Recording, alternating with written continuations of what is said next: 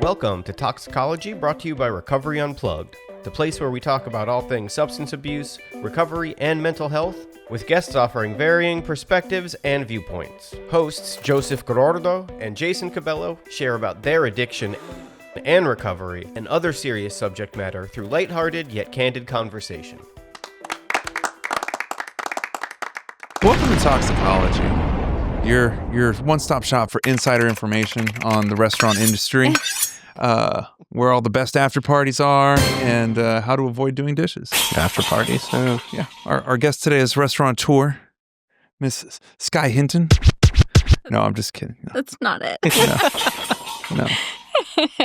Your last name's Hinton, though, right? It's Hilton. Why did I think it was Hinton? It's just a couple of keys away on the keyboard. Yeah.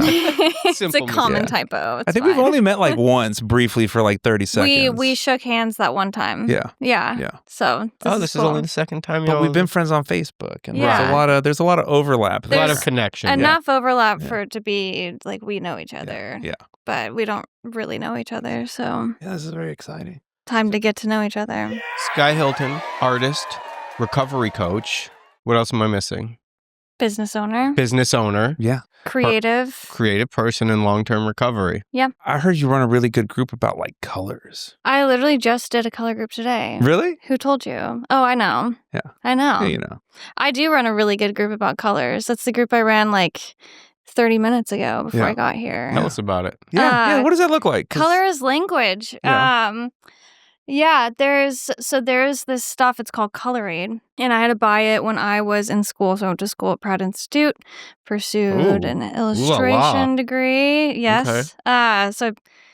Went to school out in Brooklyn, but I took a light color and design class, and there's this stuff called Color Aid, and it's basically just a really expensive version of all of the color swatches that you can get at like Home Depot and Yeah. Lowe's and everything, but it's like $200 or $300 for a pack of 314 color swatches. It's a larger size, but I got the smaller one. And I do just like check-ins, basically. Talk about how like a lot of times if you're in treatment or IOP or whatever, you're going to be asked to check in with an emotion, a feeling. Might be given a feelings wheel to help you identify your emotions. And we talk about like, I don't know, like I still struggle to be able to tap into, I guess, like what it is that I'm feeling and be able to like put a word to that and like assign, like define the emotion, I guess. And then you want me to tell somebody what that is and explain it to them. Like I have a hard time with that. Same. I always wanted to be able to check in with like a noise. Like, can I make a sound instead of like a word or whatever? So we do check-ins with these colors. I prompt the community basically to pick out like, I'll switch it up every now and then. The one we did today was like a color that represents how you're feeling today, and then a color that represents like your perfect day or like best case scenario. Like I want to feel this way all the time. And then I'll challenge them to name that color and to tell me about the color and why it is reflective of where they're at. Can you give us a demonstration on young Joseph here? I don't have my color aid.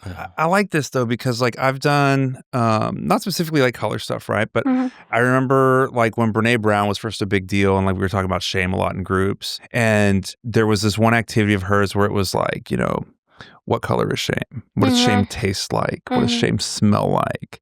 And I always really liked that because I struggle with identifying my emotions, right? And putting like a specific word on them. And I've done that even like with my kids. Like I know Ella for sure, and I think Jackson too. Like, you know, what does love smell like? What does love taste like? And it's usually pink and it tastes like bubble gum. But you know, for me, shame tastes like copper pennies. Interesting. Yeah, and it's red. Shame is red. Yeah. But also I have Like this a rusty app. red? Yeah, like a rusty Yep, red. yep, So yep, yep. I'm working on emotional identification because it's hard, right, to know, you know, identify this emotion. There's so many broad ranges, but I have this app called How Do We Feel? And it breaks up emotions into 4 different quadrants, and there's a color to each one. So blue is low energy, negative. And then red is high energy negative. And then I think yellow is low energy positive. And then green is high energy positive. Interesting. And it really helps me because then it's like I swipe around and I'm like, okay, I'm in the blue zone. Depressed? No, not quite depressed. Feeling getting in touch with your synesthesia. Yeah, absolutely. And it's really cool though, because at the end of the month it gives you a report and there's like just these bubbles of different Color sizes. chart. Yeah, it's like, look at how much red you had this month. Yeah. Like, fucking, you got problems. Yeah. Well, is that what the app tells you? That's why we, I think of it as like the color is language, like a big part of that discussion for the group is, like I only speak one language, unfortunately. I tried to learn French fluently. I don't know why I didn't try to learn Spanish, but I didn't. Much more applications. I guess so. Yeah. But like I think a lot of us like understand the concept of, there are words that just don't translate to other languages and like there's feelings or experiences or ways that you can talk about something that you would have to really do a little bit of weird gymnastics like to describe it in English or any other language. And so like for me as someone who always did like visual design and like I was in the communications design department when I was in school and I loved that idea of how can I say something without saying it and thinking of art as a language. And like that's my job as the artist is try to convey something and use it as a language. But you kind of have to turn it over on its head. And like that is something the artist can learn how to do more effectively too. It's always fun conversation. I could nerd out on it. Yeah. Yeah. That's awesome. Well, so let's get into some of your stories since we've already established that I don't really know you. Sure. Yeah. Where are you from?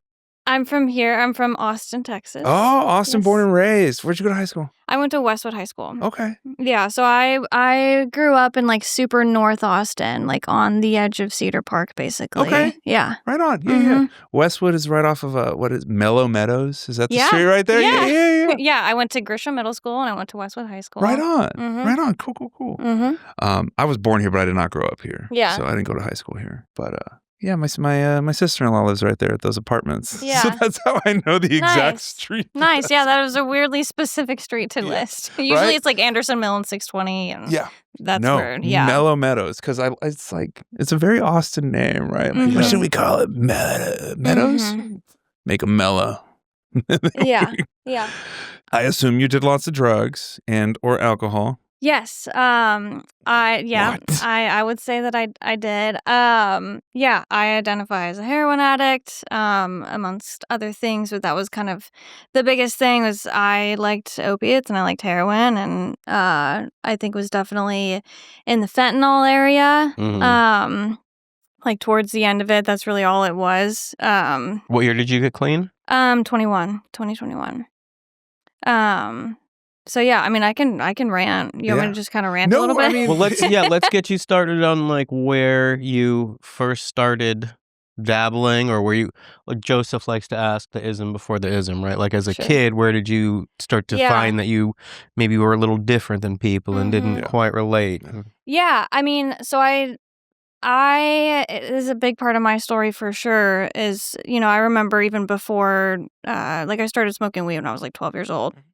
And that was really what it was for a long time. And whenever I do share my story, like I'll talk about how, like I smoked weed for the first time and I didn't like the way it made me feel.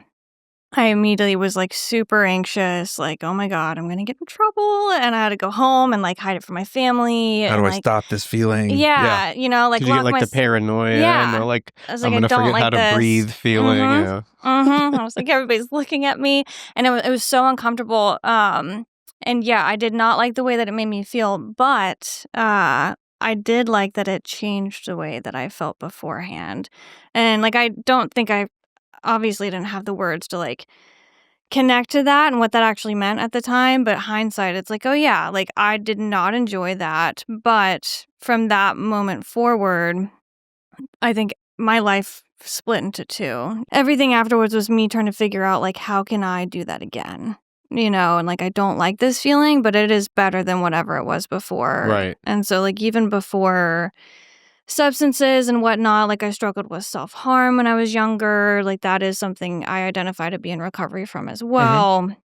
So self-harm stuff came before the drugs. All right. Yeah. I mean, if you're okay with it, I'd love to hear kind of how that how that started, how you discovered it? The self-harm? Yeah. Yeah. I mean, I think I honestly, like, I met this girl. I had a friend who that was kind of already her thing. And like, I've always, in some ways, like, I always say, like, I'm someone who's been really blessed to know that I was super passionate about like art and creativity and self-expression. But I think I also really quickly connected with, I guess, some of the negative, like stigmas or like stereotypes around what it means to be a creative and to like struggle for your art and Gotta suffer and have some darkness. super angsty. Yeah, I had like my scene kid phase in middle school. Like it was just a great time. Well, I mean, look, like Taylor Swift's real happy right now, and The Life of a Showgirl just came out on Thursday night, and people are not liking it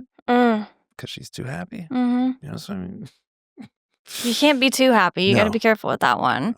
Yeah. I don't want Taylor Swift to be happy. Well, no, let's be careful with what you watch it a little. She's powerful. She's powerful. She's powerful. Yeah, no, Taylor's just kidding. Great album. Super happy. Travis Kelce, great.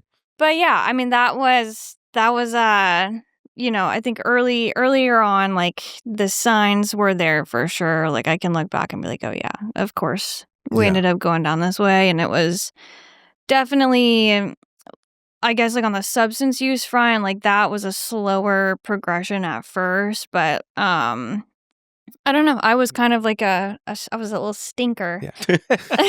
How young were you when the self-harm first started? Man, I mean, it was probably like the 5th grade. So like 10. Yeah. Like that. Yeah. And was that already a way to change the way you felt? Absolutely.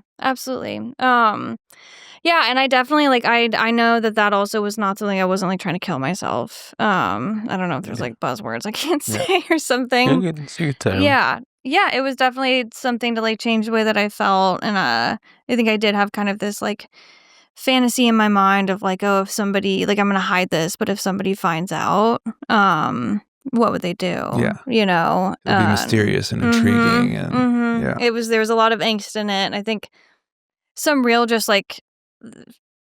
Probably important to share too, like the family that I grew up in and everything, like very much like the picture you want to put on the mantle. Like my parents are awesome, they're still together, like I've got 2 big brothers that love me and protect me and take care of me and all this stuff. Like North Austin, affluent area. Yes. Like had and like even my dad's an artist. Both of my brothers are creative. One of my brothers, I mean, they're both musicians. The other one's an artist. One's a copywriter. Like it's awesome. And well, I assume your house was within like 3 miles of a country club. Yeah, something. The Great Hills. Probably. And yeah, I mean, my family really supported like the creativity. They supported me pursuing art. So you pursuing what you wanted to do. Yeah. No one was ever like, come on, you got to get a real job. That's amazing. Yeah. No, it was great. I was really, really lucky in that sense of like, I had, usually when I tell my story, I describe it as I had every opportunity to do whatever it was that I felt like I needed or wanted to do with myself. Yeah. And for a long time, the next thing I would have said was like, and I'm the one who chose dope instead. Yeah. That was like when I was deep in my addiction, a huge part of my internal narrative was like I had everything that I possibly needed. And then, I chose to kind of like fuck off and go do dope for a little bit. So where did the problem child thing start like really becoming more of your persona than everything else? I mean, definitely in middle school, I think like 6th and 7th grade. I went to the elementary school that was like in my neighborhood, and it was pretty, I guess, somewhat sheltered in a lot of ways. And then went into a public like middle school, was introduced to a lot of different, I guess, like kinds of people and other kids that were like already smoking weed, and that's how that kind of came about. I was bullied pretty heavily in middle school too. And I mean, like I really clicked with like the scene and the emo kids, and swooped my hair all over to one side and started cutting my own hair. And I just felt Joseph perk up right there. I knew it. As soon as I was just like, she likes brand new. Like, yeah. Yeah, we just saw brand new earlier this year. But yeah, those were, I don't know. I think that was just also, I was already interested in this like super angsty and like identified with this whole angsty scene. And then I found some angsty people and like we really clicked up. And that with like the bullying and like whatever it was, like all the while, like something's up with me and like I don't know what's going on. I started smoking weed. I started getting into trouble. And then my family pulled me out of school to homeschool me for the 8th grade because of all of like the bullying and the trouble that I was getting into. So kind of like just plucked out and like we're done. We're not doing this anymore. What kind of trouble are you getting into though? Is it like Huck Finn sort of like shenanigans or is it like Jesus Christ? Nothing crazy really. Like I think it was probably because I was just coming home from school like so upset, like so frequently.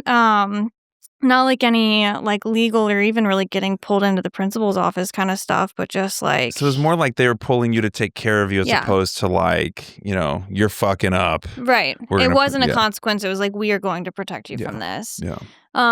So I homeschooled for the 8th grade. Didn't really do a whole lot. And at this point, it's not even really important, but the next year, like I went back into high school, into the public school for the 9th grade. And I always think, like, I'm pretty sure 8th grade is when everybody really clicks up. Yeah. Yeah, that kind of checks. Right? Yeah. So I missed that. 8th grade. I didn't get that. And so I remember like dropping back into public school and there's all these different feeder schools as well at the same time. And I didn't click up with anybody. And so, I just kind of floated around. And I'm also like historically, like I get into relationships and stay in them for a while. And so I had like a couple of shorter-ish relationships. And then I met like a long-term high school boyfriend that I was with for like, 10th through 12th grade, 10, 11. Yeah, my sophomore through my senior year of high school. And he was a big fan of Xanax. Oh, lovely. And we got into like some more serious trouble, but relatively speaking, I think some other folks' stories, like I got arrested. I got like a possession of marijuana when I was 17 and did probation. There's like a whole stupid story about my boyfriend being with me and he got to go home and go to school that day. And like they took me in and my parents had to come get me and all this stuff. But wait, that's just how did he get to go to school? Were you holding it? Yeah, it was in my. We were. There was like this cul-de-sac that I would park my car in, like on. Yeah, everybody's got a cul-de-sac to smoke weed on. And which is kind of stupid because there's less escape routes. Well, and see, that's exactly how they got me too. I would park my car there every single day before school. And probably for like a year and a half, the guy I was dating and at least one of his friends would come. We would all sit in my car and we would smoke before school. And a year and a half, nobody cares. Nobody does anything. And just one day, we're sitting there and smoking in my car. And I look in my rearview mirror and 2 cop cars pull in and like surround a little bit, like I'm gonna try to drive off. Gotta and get run, these teenagers, but, smoking the devil's lettuce. And it's also is like a cul-de-sac that's on the way, like while people are walking to school. Like everybody would kind of, if you didn't park in the parking lot, you parked like on the street around the school. And so a bunch of our friends are also like walking to school while I'm like y'all behind the cop car. That gives you some panache though. Right? Something changed. Yeah. Are you like, did you see your friends? You're like, you'll never take me alive, copper. I'm wearing like a Forever 21 like button up sweater, but I'm like so high. I had a similar story when the cops came into school to look for me. You got arrested wearing Forever 21? I got arrested at school, and I went to a very rough fucking school, and the cops came in for me. And after that day, things were a little bit different. People were I would get the nods from everybody, and it was kind of like, okay, all right. The cops they give you like their leftover pudding and the where's that cafeteria? Emotionally handicapped kid? Yeah, no, because one of the kids was like, they called my name, and the one kid's like, I saw cops outside, you better run. And I was like, and then as soon as I walk out of class, they were right there to nab me. And I think things changed a little bit after that time. It was kind of, you got a little something to live up to now. People put some respect on your name. They did. Don't ever talk like that again. Yeah, I didn't know that about you, Jason. I respect it. Thank you. You too. Thank you. Game recognized game. Yeah. I didn't get arrested until after high school. Oh, it's okay. You're still. See, the thing is, in Laredo, Texas, right? When they bust a teenager with weed, that is not really their concern. It never has been, right? Like they're worried about so many drugs. They're worried about trailers of weed, right? So like, is that you were in Laredo for a little while? Oh, that's where I grew up. Okay, my whole life, pretty much. And like, I've got stopped by cops on at least 3 occasions where they were like dead to rights, like syringes or weed or pipes or whatever. And every single time, it was like throw it out, break it, get the fuck out of here. Yeah. Oh yeah. So don't waste my time. So finish. The cops come and get you. So why did you get to leave? And then why did your boyfriend get to leave? And then you got to. Because it was in my car, and so I can't remember why. If I just like froze and was like, I don't know what to do. But all I know is the next thing is like everybody's throwing like all the pot and the freaking chillum or whatever it is we're smoking. And like putting it into like my dash. Nobody tried to eat it? No, not the chillum, but nobody tried to eat it. And then the one of the guys that was the guy I was dating, his friend, I think he was like over 18, and so they just searched him and they're like, all right, you're good to go, not your car. He just continued on to school that day. And then the guy that I was dating, he was living with his grandma who lived like right around the corner. And so they just called his grandma, but then neither of my parents picked up and it was my car. Yeah. And they let me sit there in the holding cell for the day. Oh man. Which is fine. A lot of time for reflection. And that's when you decided to change your ways? Yeah. That was it. Not in a good way though. Yeah. I'll show them. I was like, this is really gonna do it. Yeah. Yeah. I guess I'm a hardened criminal now. I made the most of that like ride downtown though. I think I asked like whatever cop was driving me down there. I was like, can you turn the siren on? And I was trying to have fun with it. Yeah, you have to. Could you just draw a teardrop right here, please? Just let's make this count. I'm gonna get really loud once we get out of this car, and I'm gonna threaten you, but I promise I don't mean it. I don't mean it. Just for show. Yeah. Yeah. So, just go along with it. Yeah. So do you successfully get off of probation after that? And 6 months probation, and I mean, I had to go like do drug tests and take like drug and alcohol awareness classes. Which like randomly enough too, a couple of days ago I had some dude that I was in those classes with from like over 10 years ago hit me up on Instagram. I was like, just so you know, like those messages you get that's like, I remember you from when we had to do probation classes and da-da-da-da-da. And like, I've seen you out there and I'm so proud of you. And I'm like, is he still all fucked up? But no, that's cool. I think I remember who it is. It's random, the ones that pop back up. Right. Mm-hmm. Growing up in Austin, how many times have you walked into a treatment center to go run a group and been like, oh, hey? I would think it would happen more, but it definitely happens a lot. Yeah. Or even, I mean, I think I just operate in this way now where it's like, I probably know you. And if you act like you know me first, I'm just going to go with it. Yeah. I'm going to wait for the pieces to connect. But it does happen a lot. There was, even with like H&Is, like I used to go do H&Is a lot too.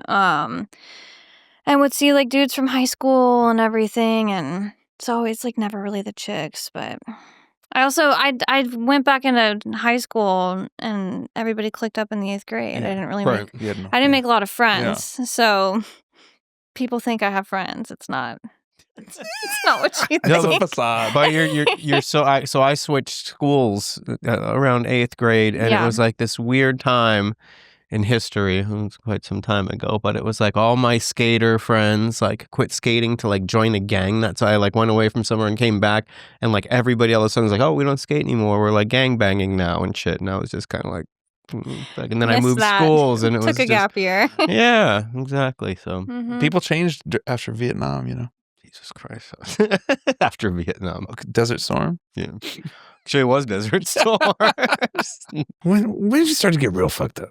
When I started to get real fucked up, I mean, yeah, for most of like just middle school and high school, I was mainly just smoking weed. I think there's like a New Year's where I like took a bar and like immediately got in trouble for it or something. But yeah, I think when I went to college, because I moved to New York to go to school, and that was great. That was cool. I had honestly, like, I still look back on that, and like that was some of the best years of my life, and felt all this freedom and everything. I really wanted to prove to myself that I could leave Texas, leave my hometown. I definitely had like get out of my hometown syndrome in a really big way. And prove that I could do it and The all bright-eyed that. girl gonna take New York City by storm. I was gonna say that's the one. Like that's one of the two. You know, you did the big one. I did. I just am an all or nothing person. And did you go straight into like partying hard once you got there?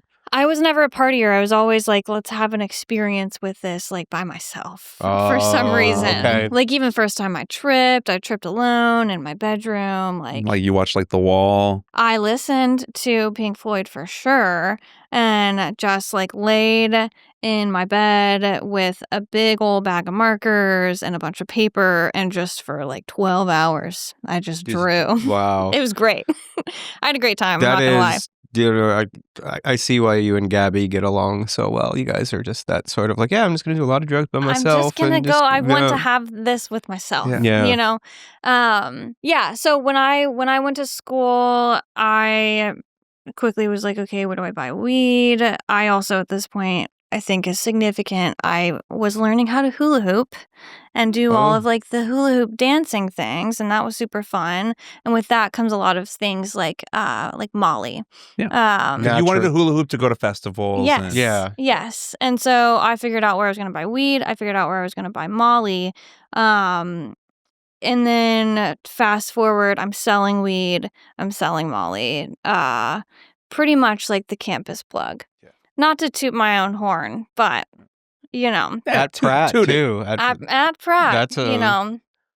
That's prestigious. That is a... I was a prestigious drug dealer. Yeah. Granted, it was just selling weed and all that kind of stuff. Right, but still, you were doing it. So yeah, then I think I had like a little short stint of like, man, I think I have a problem with Molly. I like how it's the hula hooping that leads to the Molly. It's a gateway drug.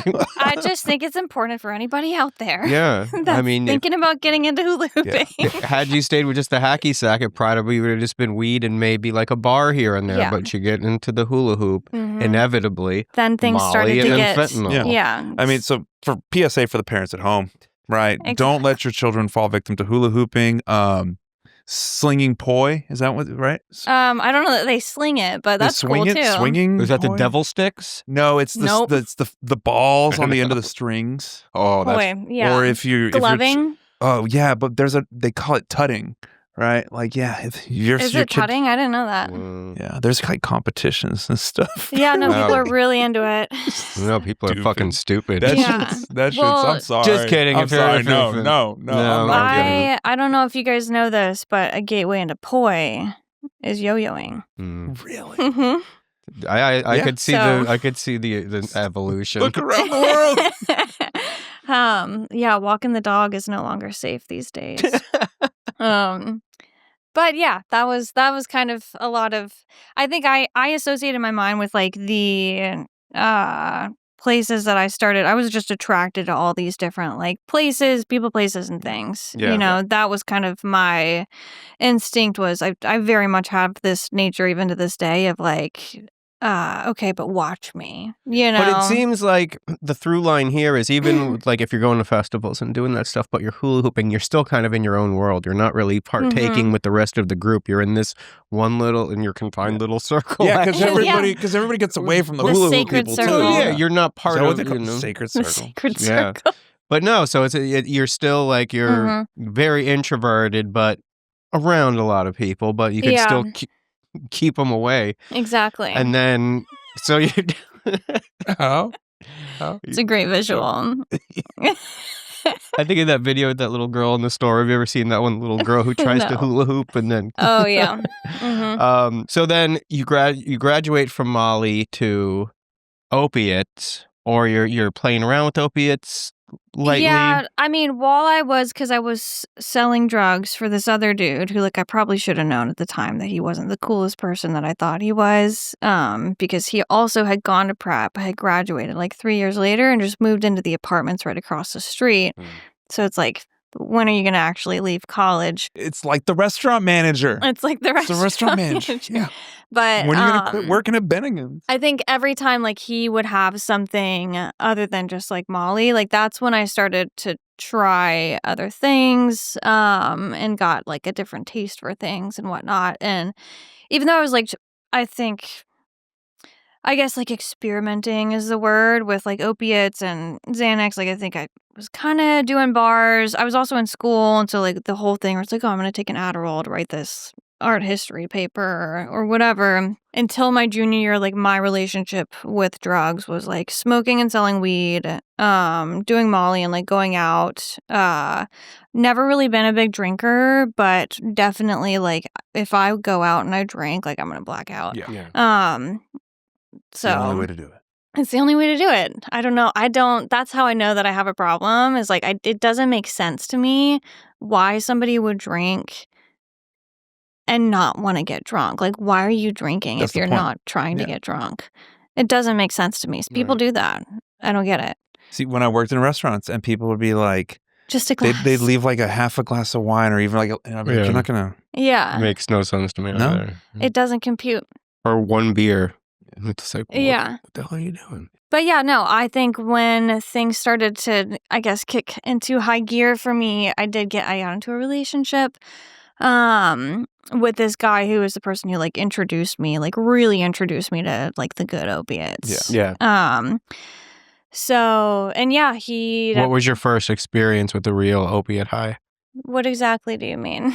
Like the first time that you really took it and it gave you that, or maybe not that feeling, like the first time that it really took effect on you. My brain goes to like anything other than a pill. I mean, I was really just doing pills for like the next 2 years after that. And then I think actually like going and like buying heroin and then eventually buying just like fentanyl happened like after I graduated. So like my last 2 years of college, I was just like doing pills and like Xanax and things like that. Was able to still graduate. So were you strung out at this point? Not like awfully so. Like it was Okay. very much like a weekend Just thing. a little. Just a little bit. And like to where people started to like look a little differently at me and like Yeah. not exactly, but I did good when I was in school. I was very much like when I'm in treatment, I'm a compliant client, and when I'm in school, like I'm big on like I will do what I need to for you to back off of me and like not to look at me too much. Let me do my thing. Mhm. And yeah, that was kind of my MO. And so like when I was in school and I had eyes on me for certain things, that stayed in a Mhm. priority for me. But yeah, I graduated and I think I also like I realized like Pratt was my dream school. Like when I homeschooled that 1 year, like that's what I focused on in a really big way was like that's when I decided I wanted to go to Pratt. I really started to think about what does it mean and what does it look like to be an artist and to pursue like a creative career. Real quick, as a non-artist, Pratt is a big deal? Yes. Okay. It's a good school. Very big deal. Just wanted to confirm. And I did that, and so then I graduated and I think I had like I don't know if at this point I had high hopes anymore because I was I like the way you put that. I'm too much opiates. Yeah. Well, and like the ambition and everything was starting to fade and like I don't know. I think I also was like I did the thing, like that was my biggest goal. That was the most important thing I could have done and like I did it. And I'd never thought I didn't think past that. Yeah.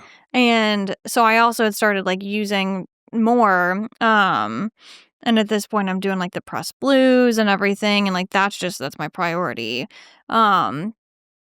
Significant to mention too, like this guy that like had introduced me to all these new drugs and like I think sure introduced me to them, but like maybe the better word is that he normalized them for me. Because beforehand I had like the people around me were using normally. Yeah. Like to party and go out every once in a while. Every now and then. And so that made sense to me, but then I start dating this guy who's like, he's using all the time. And so whenever I'm with him, which is not all the time, but when I am, we're using all the time. And it's almost like the idea of like drugs is like a lifestyle. Exactly.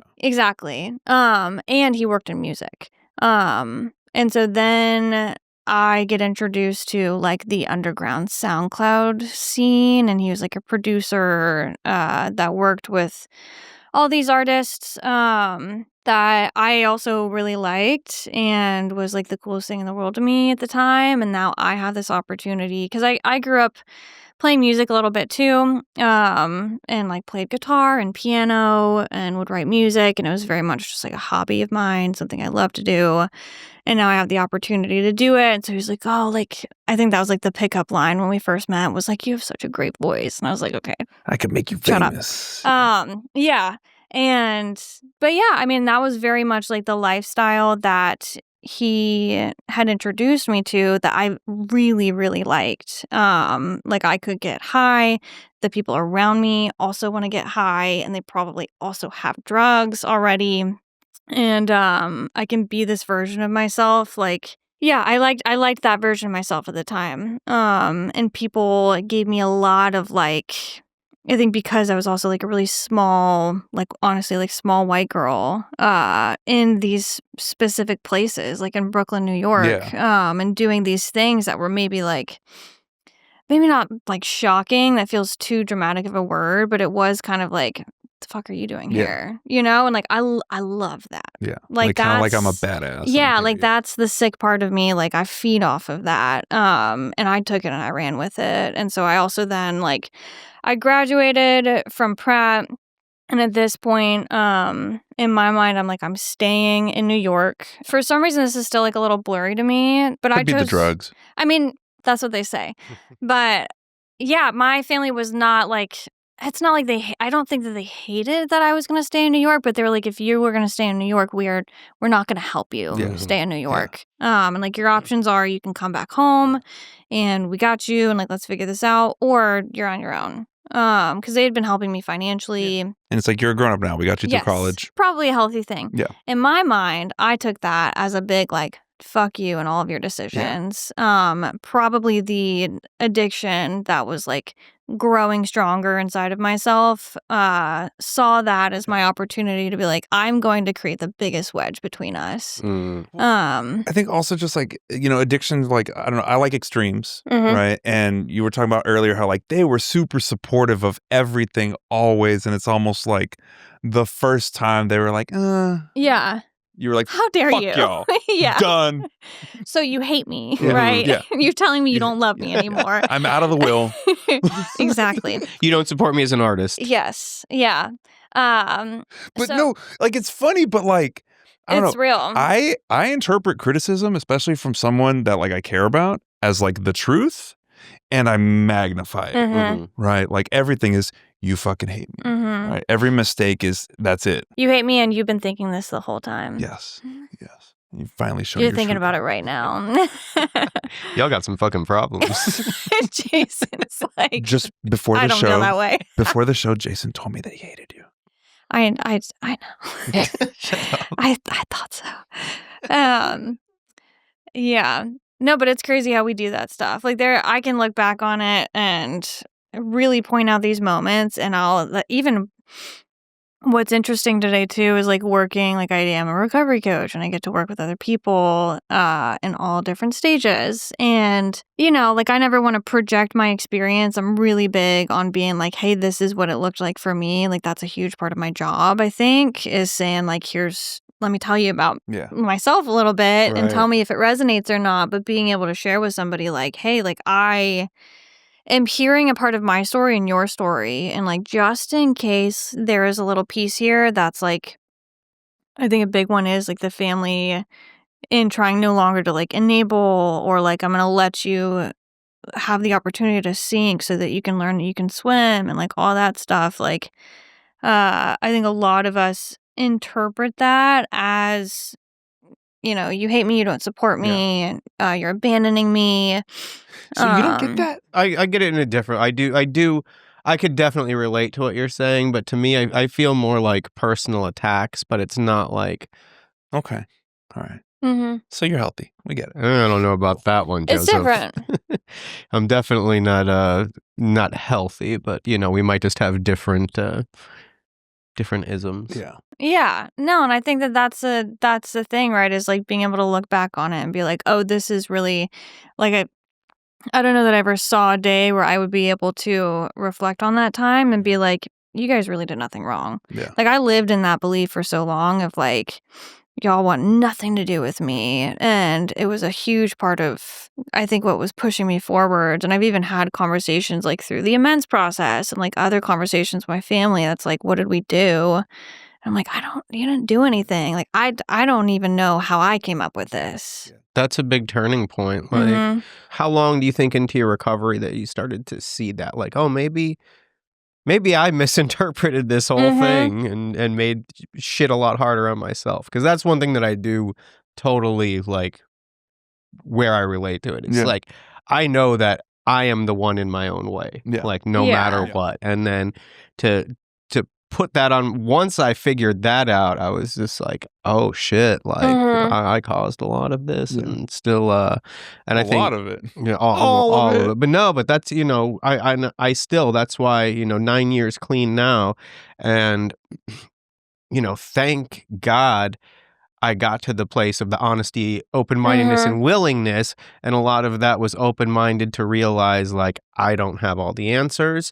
I know I think that I do, but I really have to, if I want to get any better, if I want my life to get any better, I really have to put some, I really have to put some work in, which is, why I think people who are in long-term recovery and who continue to do work and who get the privilege to work with other people and help other people and do that every day.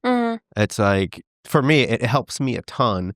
And then if I'm not doing that, and especially if I'm not doing that, like, because I could do stuff for work all the time, but if I didn't have like my sponsees that I work with, like I wouldn't be able to stay clean. Yeah. I wouldn't be able to continue to do work on myself. Yeah. I mean, it's I don't know. I've been hooked on this phrase lately of like my ability to be successful in whatever it is that I'm doing is directly proportionate with like my willingness to experience discomfort. And I think a lot of this came like on the other side of like a relapse. And like when I got sober this last time around, probably within the first 6 months, was like there's so much delusion and like what it actually means to be honest. There's all these things like, oh yeah, I know what honesty is, but then having an experience with honesty is a completely different thing. And, the moment when things started to click of like what it means to be like dishonest, like lying by omission, and like living in the delusion of something, like I'm dishonest in my belief about what this means to somebody else or how they meant it towards me. And like even the stuff that we tell ourselves of like, I live in the delusion that everybody's talking about me. And like one time my sponsor was like, Skye, literally nobody cares about you that much. Like nobody's talking about you, like get out of your own head and you're selfish. And so you just wild. So like, how long have you been sober? I'll have 4 years in November. 4 years, 9 years, 17 years. I'm literally at the gym earlier today with a friend of mine who's got, I think, like 10 or 11 years. And we were talking about like, nobody gives a fuck about you, And like, I'm your bro and like we hang out, but like, I think about you like once a week. Like, right. Like focusing. I love you, but yeah. And how like, I had a sponsee ask me like 2 weeks ago. He's like, how do you get to the point where like you don't care what people think? And I'm like, I don't think it's that. I think it's choosing whose opinion you care about, as opposed to like, oh my God, everybody's talking about me, and I just need everybody to like me. And So you had mentioned a relapse before. What was the longest time before now that you had in sobriety? True sobriety. I went to treatment for the first time in the beginning of 2021. Where'd you go? Infinite. Both times. But like I had tried to like get sober. I thought I was sober for a little bit, and I was like eating a bunch of kratom and like stealing my friend's pain pills and all this stuff. And I'm not like, doing heroin. Yes. And then I'm like, let's move back to New York. Oh yeah. So that was great. But Yeah, no, I had, I think, just over 8 months the first time that I like went to treatment and actually got sober. So it was more just like an abstinence. Sure. Now looking back at it, right? You took a little break. You took a little break. Yeah. And I was back out for like a month and a half. A big part of that too was like I got really into spirituality when I went through treatment the first time. Like all of the stars aligned, like the community of women that were there, like it was my people, like creatives, like speaking my language, like holy shit, like going to rehab is not all the stuff that I thought it was gonna be. And then like I went back out, and most of the people I went through like also went back out in various ways. Mm-hmm. And I don't know, I was very much like I went wholeheartedly like into all the woo-woo stuff. What kind of woo-woo stuff? I'm really into the woo-woo stuff right now. Moon rituals and and it's still like I can get down with some woo-woo. Like I really can. Yeah. Oh yeah. And I just got this crystal yesterday. Nice. Looks like a marble. I know. It's like it's fun for fidgeting. What is that? It's a rhodonite. It's a rhodonite? Rhodonite? I don't know if I'm pronouncing that right. Damn, y'all are going to hell. But it's no, the crystals aren't what's sending me to hell. Now it's gonna be something else. Not helping you. It was a full moon Monday night. I could. Anyways, I got super into all the spiritual stuff. I was really enjoying it. I did feel super spiritually connected. And then I got high. Like I was working this job, and like there's a day I came home and my manager yelled at me, and I was like, I handled that really well. I deserve a little. I deserve a little bit of fentanyl. Yeah. Real quick, because like we talk about like I know like. In my home group and the way I work steps with the guys is like, the be all end all of the 12 steps, and the point of all of it is like a spiritual awakening, spiritual experience, relationship with a higher power. And that's how you stay sober. But you're saying like, I was doing all this spiritual stuff and still got high. So like, were you just doing that without kind of the other aspects? Yeah. Well, and that was, I think, bringing it even all the way back to the honesty piece too. I realized that I am so fucked up that I can weaponize spirituality. And so it's the whole, I had never heard the term spiritual avoidance before. And so I was using, I think, like seeking spirituality, like seeking a connection with God, universe, whatever, but completely avoiding like the fact that like I'm supposed to be also a human being on earth, and like here, I think I thought that I could chase spirituality so far I could basically ascend, and like all of like these life problems that like I'm avoiding by getting high and like using drugs. Now I'm just avoiding them with like spirituality and thinking like they can't touch me if I'm spiritual enough. And then life's problems piled up enough, and I was lonely enough, and just like this sucks, and I did have a lot of moments of like, I really thought that I was that spiritually connected. Like, I'm pretty sure that's what they told me. Yeah. Right. Yeah. Like. Well, but like there's a line in the big book that says, we believe our head should be in the clouds and our feet should be firmly planted on the ground. Yeah.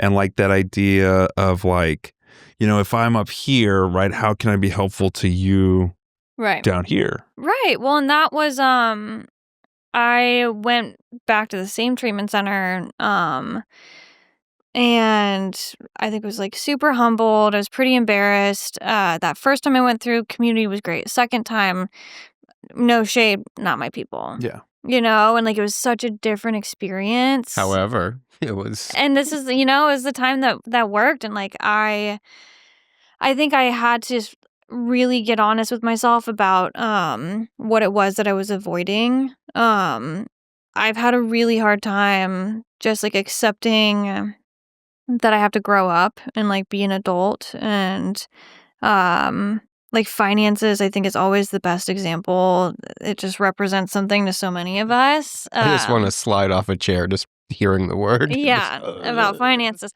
Well, and like crazy enough today, like I'll have like therapists reach out to me and be like, hey, like I've got a girl and she needs help with her finances, and I hear you're the one to do it. And it's like, how did I end up in that position? Because like nothing crazy, but like I did like kind of make a mess of my finances, and I had no concept of it, and like no desire to learn about it. And today it's like a fun like hobby almost in a way. And yeah, being able to share that stuff and like having a real experience with being an adult and being honest with myself of what it is I was avoiding. Like when I work with sponsees too, like if it feels right, like I'll usually give an assignment that's like, I want you to write down a list of like some really disgusting truths, and like brutal honesties that are even hard to say to yourself, and like we might not be able to do it right now, but I want to prompt you to start thinking in that manner of like, what is something that I'm having a hard time being honest with myself about?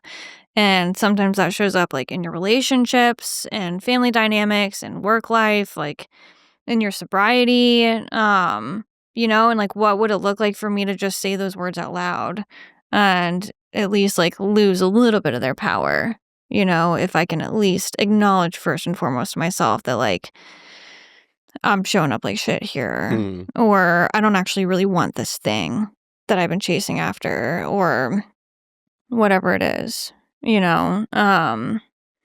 that's been a lot of freedom on the other side of those things. Yeah. So I have a question, and I get this a lot because Joseph and I have both stepped into the coaching space as well. A big question I get is, what is the difference between a coach and a sponsor? I personally, first and foremost, I refuse to go through the steps with a client. Yeah, you shouldn't get paid to go through steps. Yeah. I am a 12-step person and all those things. So one, it would be against my traditions. But right. That's just not, in my book, like that's not my job there. And my job is to remove barriers and obstacles for an individual that is keeping them from being successful and to support somebody in making their own like healthy and safe and informed decisions. And that's kind of my spiel I can throw off like really quickly, but I'm really big on like I want to align with the individual. I want to see like where they're at, where they've been, and where they want to go. And my job is to push the needle forward and like you getting to where you want to be. Question. So like, since we started with like sponsor versus coach, right? Like what if where they want to be is not like complete abstinence? What if where they want to be does not involve the 12 steps? That's fine. Yeah. Like I'm not here to push my agenda on anybody. Yeah. I also like I went through like my treatment experiences. I did get a very like black and white, like do the steps, you're going to die. I think I needed that. Yes. I think I needed that. It worked on me for whatever reason. I've had enough experiences like since I got out of treatment now to know that like I've seen it with my eyes. Like that is not the truth for everybody. And yeah, I mean, if I can be somebody that can support you in like having your own experience of what's actually going to work for you, and like I can be kind of the catch-all of like here's all these different resources, and like my number one asset is like I know a shit ton of resources, and like all these different options, like here's how I did what you're about to do, and like if it's not how I did it, then here's how my buddy did it, or here's how like I saw somebody on the internet talk about this, or putting together all these different resources that they probably don't even know exist. And at least being able to relay to them like, hey, if you're going to make this decision, like if you do want to explore whether you can safely drink, then like let's put some things in place to keep you as safe as possible. And so if you're going to do that, you're going to do it with your eyes wide open. And that's there's a lot of different ways that a coach can do that for somebody. And I think a big marker in coaching is like, well, what is the quality of life you're trying to achieve? And if you can achieve that quality of life with whatever it is you're trying to do, like if you want to drink, if you want to see if you can smoke a little bit of meth on the weekend. Smoke meth like a gentleman. Yeah. I mean, like people go there and like I'm not going to be like, all right, man, let's figure it out. I'm probably going to be like, hey, how did that, let's look at history. I'm big on like experience-based evidence, right? Like, can I reflect to you the way that it happened last time? Can I challenge you to think about like any possible ways that this could go wrong? What are some indicators for yourself, for me, and maybe for the rest of your loved ones that can tell us that we need to swoop in and help you out a little bit more? Like, how can I put up the bumpers for you a little bit so you can still have your own experience? Like autonomy is one of my favorite words in the coaching and peer support space. Yeah. I'll spiel. I will have a rant and a half over these things. I like the spiel. Yeah. This is well, great. because part of what like when I first started doing this stuff with Jason with the coaching stuff was like, you know, frustration at like individuals advertising as coaches when in reality it was like, I'm kind of going to sponsor you and like take you to the gym once a week and I'm going to charge your family $5,000 a month for that. And it's just yeah, well, and that's I will go down that rabbit hole. Please. I will. Is that a resentment? Do I need to put that on my fucking forehead right now? I mean, sure, do some work around it. Yeah. Okay, It's all about you, Joseph. Sorry. Yeah, I don't know. I think that's something that because I got into all the coaching stuff by way of like recovery support peer specialist, like the peer support world. I've fallen in love with the peer support world. It's very different from like 12-step world. Very different. And it just, it opened my eyes. And also even just, man, if I really want to help somebody, if somebody approaches me, like I have sponsees, and if somebody wants me to take them through the work and play a sponsor role, I'm putting the sponsor hat on. You're getting sponsor feedback from me. Yeah. You're getting sponsor availability from me. Like all of that Work stuff. the steps or die, motherfucker. Yeah, like this is what you have signed up for. Well, you know? I've told this story on here before, but we had somebody, you know, I flew out to Nashville to go meet with somebody who was looking for our services. And I get out there and I spend some time with them. And then it turned out all they were looking for was a sponsor. And I was just like, I can't like charge you. I can't charge you for any of this stuff. Like you need a sponsor. Like if you want me to help you go through some steps or you want me to introduce you to some local people, like, you know. Yeah. It turns into a conversation of like, how is it that, you know, we don't really put ads out, you know, and like it's a beautiful thing. We've been able to make it as far as we have without marketing too much.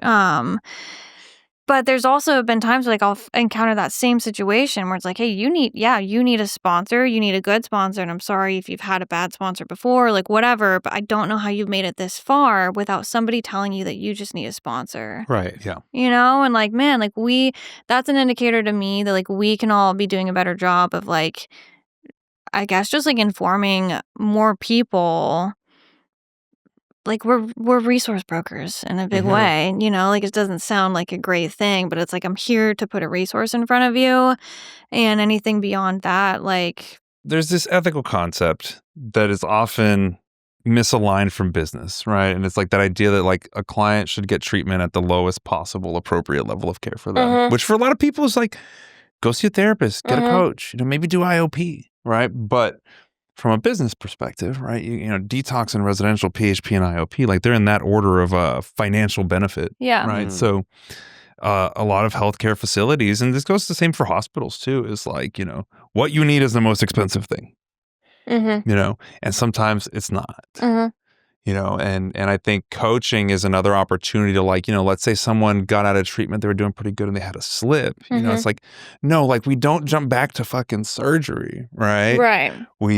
Let's try to add a little something, you know, let's tweak it a little bit and see if that gets you a better benefit. Yeah. Right? But that's a hard thing to do, right? To manage like my financial life if I want to get this coaching client, but also the ethical piece of. And especially working in the treatment field for so long, like at the position that you were in, you're kind of, you know, made to look at it like that. But then once you're now sort of integrated back into dealing with people, like one-on-one, it's kind of changed a little bit, which is great, you know? Like, well, because I've been, we had, in June was our 2 years for New Obsession. And I mean, that's cool. And the first year for the most part was just me in my car driving around and, you know, all over Austin, meeting people wherever they were. And that was great. And then, you know, like we got our space downtown and the team grew. And like now my role is shifting. And like, don't get me wrong, I still have, like, I probably have too many coaching clients right now, which I'm so grateful for.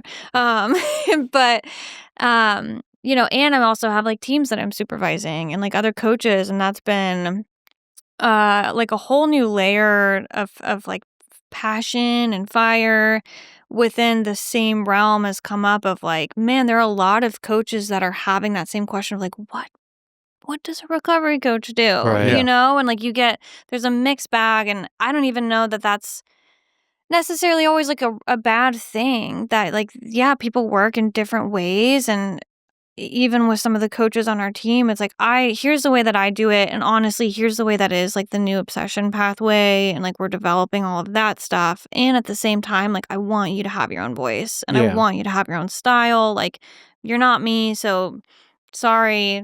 And it's never going to be. It's going to be different. Yeah. And what's become a quick and easy kind of litmus test for me is like, if this person just needed a sponsor in 12-step meetings, we probably wouldn't have crossed paths in this capacity. Mm-hmm. You know what I mean? And then you get to kind of be like this temperature check of like, are you being honest with me? Are you painting a picture that's maybe not completely accurate? Like, if somebody's gotten as far as to like meeting with somebody who's flown out to meet with them and they're describing something that sounds like sponsorship, no, it's like, you sure though? Because I feel like whoever told me to come out here really thought you needed more than a sponsor, bud. So here's the thing, because we work with a lot of people in the music business, and a lot of the people that we've come across just don't do that. You know, I try to explain it to Joseph. They don't want to do it.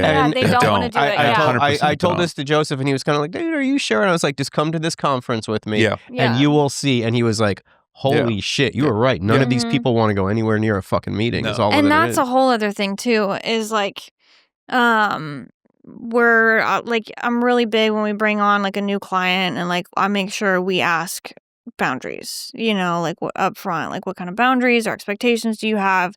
I have had people say like, don't ever suggest I work this 12 steps. Don't ever suggest I go to a meeting. Or like, this is like, I am working the steps, or like it's off topic here. Like, we are not talking about that. Yeah. And I'm like, that's fine. Yeah. You know, like I will work with somebody like that, and like experience-based evidence, right? Like if we're running through every other resource but that, I will let them know like, hey, as far as what I'm aware of, I have shared everything with you except for this. You know, and like that happens too, where it's like, then they can maybe, we all want to come to our own conclusions. You know, like I don't know anybody that's like, if I could just tell you what happened. I was talking to a family about this the other day. Like, if I could just tell your loved one why it didn't work for me, or like why, like all the things I had to go through, and it made sense to her, and like she showed up differently afterwards, like I wouldn't have a job, right? Unfortunately. Yeah. But like we have big to have, book would be real short. Yeah, like we have to have our own experience, and like I'm gonna keep on like being the broken record that I am, because when the experience comes, then that thought is gonna come up, and she's gonna say, oh, like I recognize this, and I know what it is, and now I'm like set up a little bit more for success here because I've been told that this might happen. Yeah, I don't know. I love it. I love it comes off. You can tell you're real into it. I think that's what makes your venture so successful is, A, you love doing it, so it's like you get rewarded in many ways on it, you know. But give the listeners at home here, tell us about your venture. Yeah. What about the new thing? There's so many things. It's not just my thing too. It's like a whole team. I'll do the Glad You Made It pitch and spiel too, but it's a crew of us. I think we're 5 people that just love putting shows together, basically. And for the several years, we put like a sober show together during South by. That has really evolved in a big way. And so now we've officially kind of formed this team. It's going to be a nonprofit. It's called Glad You Made It. And we basically put together like sober, substance-free, you know, like recovery-oriented shows that feel very normal in terms of like I use those words with intention because I think that's my favorite feedback. Yeah. They really, really do. There's a recovery event, and then there's like, we're trying to do something a little bit different. You know, where it is like a recovery space, and recovery can mean so many different things, but ultimately it's a safe space, but it's not about resisting the urge to use drugs. It's not about like being sober and loud and proud. Like, go for it if you want to. But like, it's about going to a show with your buddies, enjoying the music, enjoying art, like having an experience like that. And that doesn't have to be a part of it. Like, it's not even a thought on my mind whether this is a safe space for me, like whatever stage of recovery I'm in or whatever form of recovery I'm practicing. It's called Glad You Made It. Okay. Yes. Was that the thing? And then and what about the coaching? New Obsession. Yes. Yes. So I own a company called New Obsession, and we refer to it as creative recovery coaching. So we basically work with artists and addicts. That's what I like to say. We're life coaches for artists and addicts and musicians. So all of our coaches, like my requirements is that they have personal lived experience with substance use or mental health, some kind of training around like coaching or peer support, and then also that they are actively pursuing a passion in their personal lives. So whether that is like we've got 2 music coaches, we've got 2 visual arts coaches, we've got a coach that is a passionate dancer, we have a coach that's like very much into events and community-based things. Like if you can convince me that you're passionate about it, like, I'm very easily convinced too. Yeah. So that's what we say we offer is like passion-driven lifestyles. So anybody who is looking to build up their life in recovery at any stage of recovery, before, during, or after active addiction. Maybe not before. I don't know why you would come to us before active addiction. Hey. Yeah. If you want to, that's fine. If you have that kind of foresight. If you're really like, I see interested this. in heroin. Yeah. And I'd like to just kind of. I'm heroin curious. Yeah.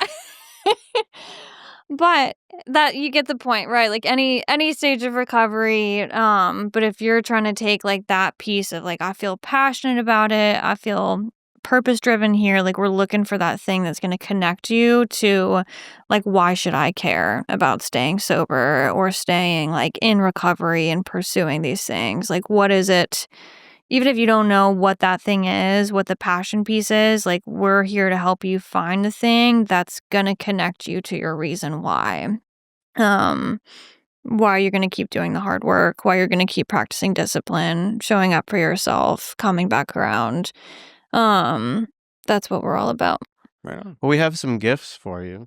Gifts? Oh, yes. Nuh-uh. Plural. Where? Not right in the camera. That's, you know what? It's gonna Very interesting. only going to help us get more viewers. You know what? if You're your right. butt is on camera. So we got some cool elsewhere swag for Nice. you. T-shirt for you. Sick. We have these pins, and the hope with the pins is that, as we start growing and people go to shows and festivals, they see this pin and they know that it's somebody else in recovery. Yes. Doing the right thing. And there's a hat for you and a hat for maybe somebody you live with. I don't know. You could choose which. Oh. Maybe they have Are you the same talking name about as one of the Bean? hosts. I don't Maybe. know. You're talking about Bean. I am talking about Bean, one of my best friends, and I'm glad How's he is doing? recovering. Can we get a health update on Bean? He's actually doing really good. Excellent. Yeah, he's healing up well. These are sick, dude. Love the Bean. Oh, show the shirt to the camera. That is our shirt done by Which my homie Chink, MSG Crew, South Florida. You can't say that. That's his tag name. I can say it. Nice. Thank you guys so much. But enjoy it, yeah. I appreciate it. And any closing words you'd like to say? Anything you'd like to for the viewer at home? Maybe my mom, she always watches. Oh, yeah. Hi, Mom. Hey, Nancy. Her name's Susanna. Is that your mom's name? No. My Oh. mom's name is No, his mom. Oh, your mom's Nancy. name is... My mom's Hi, name is Nancy. Guadalupe. Hello, everybody's moms. My mom doesn't Thank you watch the for show. She listening. doesn't fucking know. I can't think of anything. I wish No? I had something nice to say. Well, it's been a pleasure to have you on. I think we needed a round two because we kind of we could have gone for another hour Yeah. on the Mhm. addiction and Yeah, we had to recovery kinda jump a stuff. little bit. But, Yeah. but it's been a pleasure to have you. Thank you for you. coming on. And yeah, no closing words. I guess we'll just cut it from here. To all of you out there in toxicology land, Toxyland. Toxyland. Yeah, Toxyland. Thank you for taking a little bit of your day to listen or watch this show. Thank you again to Skye for coming out.